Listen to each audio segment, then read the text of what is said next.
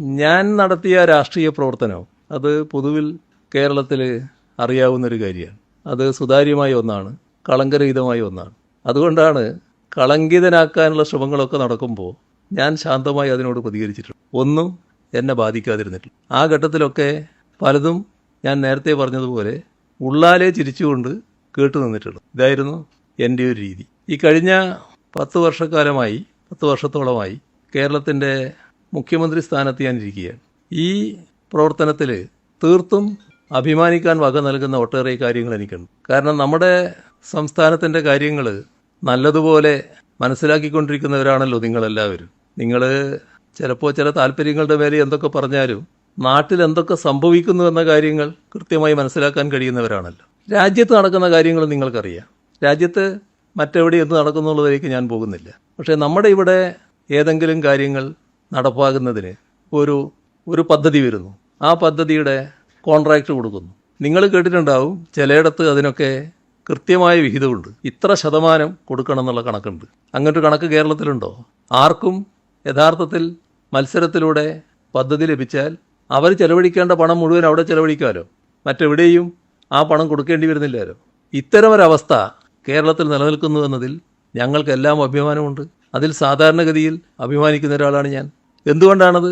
അഴിമതിയുമായി ബന്ധപ്പെട്ട യാതൊരു കാര്യങ്ങളും അനുവദിക്കില്ല എന്ന നിർബന്ധം കൊണ്ട് തന്നെയാണ്. അതുകൊണ്ട് തന്നെയാണ് ഉന്നത തലങ്ങളിലുള്ള അഴിമതി ഇവിടെ പൂർണ്ണമായി അവസാനിപ്പിക്കാൻ കഴിഞ്ഞത്. അതൊരു വസ്തുതാപരമായ കാര്യമാണല്ലോ. നമ്മൾ രാഷ്ട്രീയ ആവശ്യങ്ങൾക്ക് വേണ്ടി ചില ഏജൻസികളെ കൊണ്ടുവന്ന് ആ ഏജൻസികളിലൂടെ ഇത്തരം കാര്യങ്ങളെ മറ്റൊരു രീതിയിൽ ചിത്രീകരിക്കാൻ ശ്രമിച്ചാൽ അത് നാട്ടിൽ വിലപ്പോകുമെന്നാണോ കരുതുന്നത്? അത്തരം പ്രചരണങ്ങൾ നാട്ടിൽ നല്ല രീതിയിൽ ഉയർത്തിക്കാണിക്കുന്നതിന് നിങ്ങളുടെ സ്ഥാപനങ്ങളെ ചിലതിനെ സ്വാധീനിച്ചാൽ ഇതെല്ലാം അട്ടിമറിക്കാൻ കഴിയുമെന്നാണോ കരുതുന്നത്? അതൊന്നും സംഭവിക്കുന്ന കാര്യമല്ല.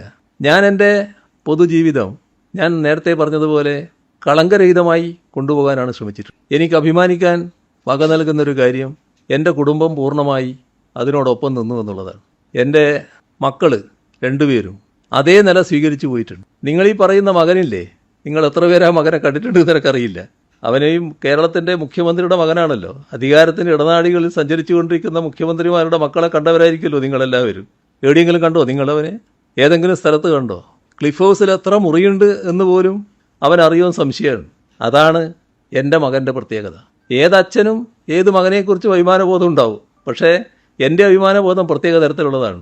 ഒരു ദുഷ്പേരും എനിക്കുണ്ടാക്കത്തക്ക രീതിയിൽ എൻ്റെ മക്കൾ ആരും പ്രവർത്തിച്ചിട്ടില്ല. അതുകൊണ്ടാണ് മകൾക്ക് നേരെ പലതും ഉയർത്തിക്കൊണ്ടുവരാൻ നോക്കിയപ്പോൾ അന്ന് ഞാനതിനെ ചിരിച്ചുകൊണ്ട് നേരിട്ടില്ലേ. അത് വേണ്ടത്ര യേശുന്നില്ല എന്ന് വന്നപ്പോൾ മര്യാദയ്ക്കൊരു ജോലിയെടുത്ത് അവിടെ കഴിയുന്ന ഒരാളെ, ഇവിടെ ആരാണെന്ന് പോലും പലർക്കും അറിയാത്ത ആളെ, പിണറായി വിജയൻ ഇങ്ങനൊരു മകനുണ്ട് എന്ന് ചിത്രീകരിച്ചുകൊണ്ട് അയാളെ വിവാദത്തിൽ ഉൾപ്പെടുത്താൻ വേണ്ടി നോക്കുന്നത്. അതുകൊണ്ട് വിവാദമാകുമോ? അത് എന്നെ ബാധിക്കുമോ? ഈ പറഞ്ഞ ആളെ ബാധിക്കുമോ? ഇവിടെ നമ്മൾ കാണേണ്ട കാര്യം ആ ചെറുപ്പക്കാരൻ മര്യാദക്കുള്ളൊരു ജോലിയിലാണ് പ്രവർത്തിക്കുന്നത്. മനസ്സിലാക്കേണ്ട ഒരു കാര്യം അയാളെ പൊതുരീതികൾ, ജോലി, പിന്നെ വീട്, ഇത് മാത്രമാണ്. ഒരു പൊതുപ്രവർത്തന രംഗത്തും അയാളില്ല സാധാരണഗതിയിൽ.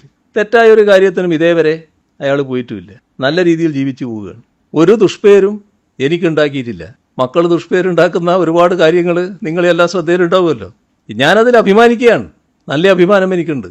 എൻ്റെ മക്കളാരും എൻ്റെ രാഷ്ട്രീയ പ്രവർത്തനത്തിന് നിരക്കാത്ത, എൻ്റെ ശീലങ്ങൾക്ക് നിരക്കാത്ത ഒരു പ്രവർത്തനവും നടത്തിയിട്ടില്ല. അതാണ് കാണേണ്ട കാര്യം. അതുകൊണ്ട് ഇതൊക്കെ ഉയർത്തിക്കാട്ടി ഏതെങ്കിലും തരത്തിൽ എന്നെ പ്രയാസപ്പെടുത്തി കളയാം എന്ന് തെറ്റിദ്ധരിക്കേണ്ടതായിട്ടില്ല. പിന്നെ എവിടെയാണ് ഈ പറയുന്ന ഏജൻസിയുടെ സമൻസോ സമൻസ് കൊടുത്തത്?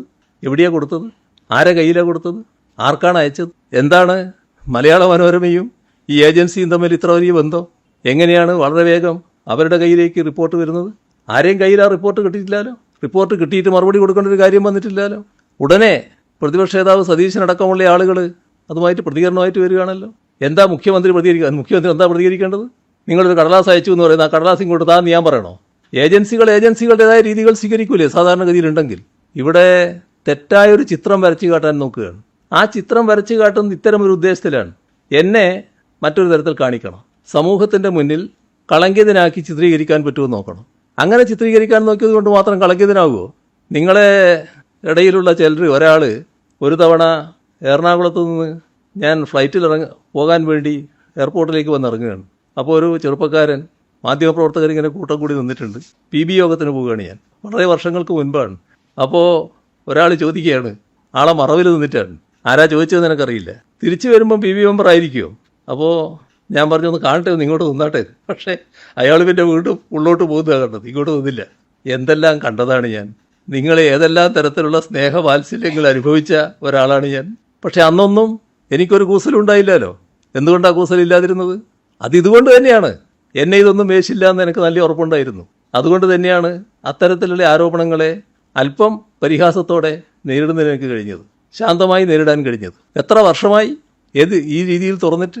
ഇവിടെ നിങ്ങളുടെ കൂട്ടത്തിലുള്ള ഒരു മുതിർന്ന മാധ്യമപ്രവർത്തകൻ ഒരിക്കൽ എന്നോട് ചോദിക്കുകയുണ്ടായി, ഞങ്ങൾ തമ്മിലുള്ള സൗഹൃദ സംഭാഷണത്തിലാണ്, അല്ല നിങ്ങളെപ്പറ്റി ഇങ്ങനെ അഴിമതിയുടെ ഭാഗമായിട്ടൊക്കെ പറയുന്നുണ്ടല്ലോ, അഴിമതിൻ്റെ ഭാഗമായിട്ട് ആരെങ്കിലും വന്നാൽ നിങ്ങളുടെ സമീപനം എന്തായിരിക്കും? ഞാൻ പറഞ്ഞ ഒരാളെ അയച്ചു നോക്കുക, അദ്ദേഹം മനസ്സിലാവുമല്ലോ, ഒന്ന് അയച്ചു നോക്ക് നിങ്ങൾ ആരെയെങ്കിലും. ആരും വന്നാണ്ടില്ല. ഇതൊക്കെ ശരിയായ രീതിയിൽ നേരിടാൻ ഞങ്ങൾക്കറിയാം എങ്ങനെ നേരിടണം എന്നുള്ളത്. അതുകൊണ്ട് തന്നെ ആവർത്തിച്ച് ഞാൻ വ്യക്തമാക്കാൻ ആഗ്രഹിക്കുകയാണ്, ഒരഴിമതിയും എൻ്റെ ജീവിതത്തിൽ എനിക്കുണ്ടാവില്ല, എൻ്റെ ഭാഗത്തുനിന്നുണ്ടാവില്ല. അത് ഉറപ്പിച്ച് പറയാൻ ഞാൻ ആഗ്രഹിക്കുകയാണ്.